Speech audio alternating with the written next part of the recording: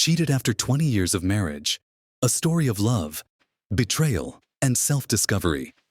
What would you do if the person you dedicated 26 years of your life to suddenly betrayed you? This is my story. A tale of love that turned into heartbreak, of trust that shattered, and of the resilience needed to move forward. Louise and I got married when we were just 20 and 21. We met in college, and our friendship quickly grew into love. We thought we had it all figured out. A lifetime of happiness ahead of us. Shortly after getting married, we had 2 sons, and life felt complete. Raising 2 kids wasn't easy, especially with financial pressures and managing work-life balance. But we were a team. We supported each other through thick and thin. Our family was my entire world. As our sons grew, new challenges emerged. When our eldest son turned 12, he started facing bullying at school. It was a difficult time for all of us, but especially for him. He developed severe anxiety, struggled with disrupted sleep, and even started self-harming. Louise, being the amazing mother she was, stayed up most nights to comfort him. To distract herself during those sleepless nights, she began playing a mobile game called State of Survival. At the time, I thought it was just a harmless escape from the stress we were all dealing with. Little did I know how much it would change everything. At first, I didn't think much of the game.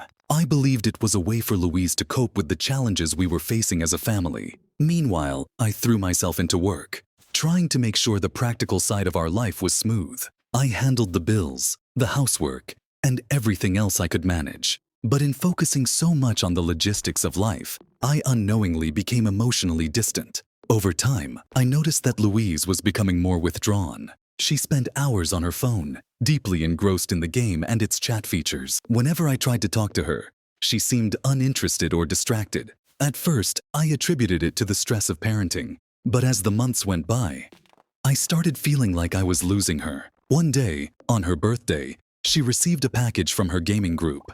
Among the gifts was when I confronted her, she brushed it off as a joke, saying it was just part of a playful conversation with the group.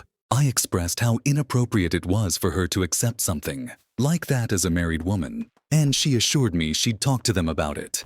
But the incident planted a seed of doubt in my mind.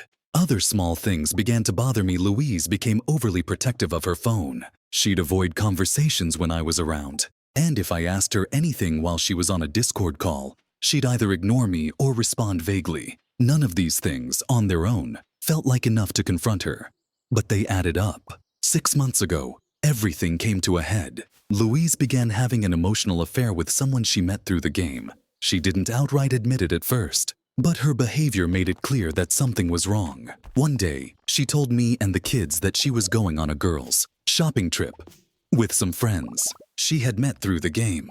She claimed one of the friends had canceled last minute, leaving an extra hotel room, so she decided to join. She even borrowed money from my family to cover the costs. But something didn't sit right with me. I asked her to send pictures of the trip, photos of the girls or the hotel room, but she avoided it. My gut told me she was lying, so I started digging. That's when I discovered the truth. The man she had been talking to flew all the way from America to meet her. He paid for the hotel room.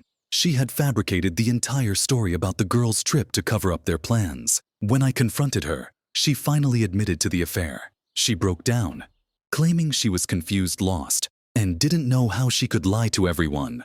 Our boys, our families, and me. The betrayal was devastating, but strangely, I wasn't angry. Maybe I had already processed the possibility of her infidelity long before. I confirmed it. I told her that I was willing to try counseling, to work on our marriage, and to rebuild the trust that had been broken. But Louise said she wasn't sure if she wanted to stay in the relationship. She admitted she needed time to figure out why she made the choices she did, and to sort through the mess in her own head. We decided to separate. For the sake of our boys, we're still in contact, but our relationship as a couple is on hold. This entire experience taught me some painful yet valuable lessons. Trust is the foundation of any relationship, and once it's broken, rebuilding it takes immense effort from both sides. But love alone isn't enough. It requires communication, understanding, and constant nurturing. As I move forward, I'm focusing on myself and my kids. Whether or not Louise and I reconcile, I know one thing for sure. I deserve honesty, respect, and love, and so do you. What would you do if you were in my shoes?